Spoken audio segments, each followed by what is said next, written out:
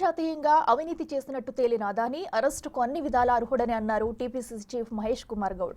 Telangana skill development కి అదానీ ఇచ్చినవన్నీ సక్రమం అయితేనే తీసుకుంటామని, చట్టపరమైన వ్యాపారాలు చేసేవారితోనే తమ సంబంధాలుంటాయని, ఈ విషయంలో రాహుల్ మాటే తమ మాటగా చెప్పారు పీసీసీ అధ్యక్షుడు మహేష్ కుమార్ గౌడ్.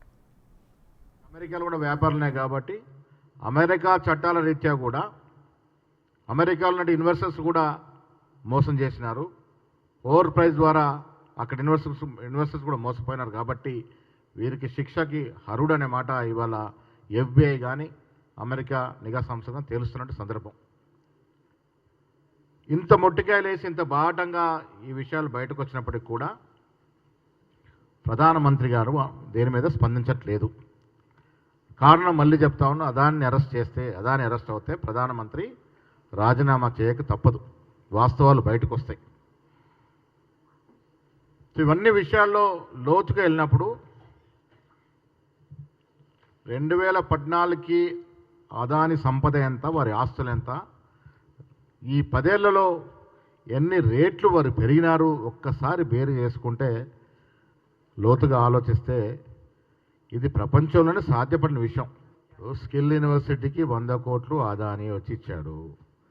అది రేవంత్ రెడ్డి గారి సొంత పాకెట్కి ఇవ్వలేదు, స్కిల్ యూనివర్సిటీ కోసం ఇచ్చాడు. కేటీఆర్ కూడా వచ్చి 50 కోట్ల 100 కోట్లు ఆయన సంపాదించాలంటే ఇస్తారంటే స్వీకరిస్తాము. ఇది ప్రజల అవసరాల కోసం ఇచ్చినటువంటి సొమ్ము. వ్యక్తిగతంగా ఇప్పుడు గతంలో ఈ రాష్ట్రంలో అదాని కార్యకలాపాలు జరిగినాయి. అప్పుడు మీకు వ్యక్తిగతంగా డబ్బులు ముట్టినాయి.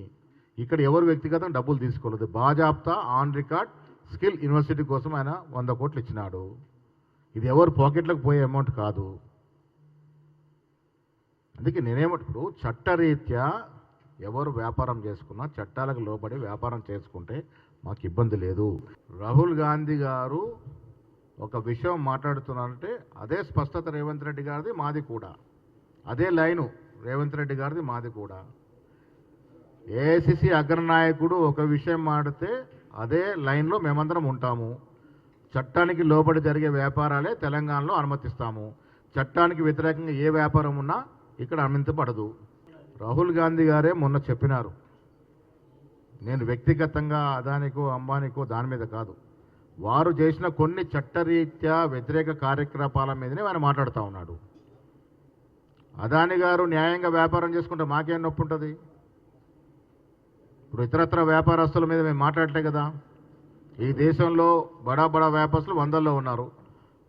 వారు జాగ్రత్తగా వ్యాపారాలు చేస్తుంటే మేము ఎక్కడ మాట్లాడలే, ప్రోత్సహిస్తూనే ఉన్నాం. దేశంలో అభివృద్ధి జరగాలి, వ్యాపారం జరగాలి, పరిశ్రమలు రావాలి.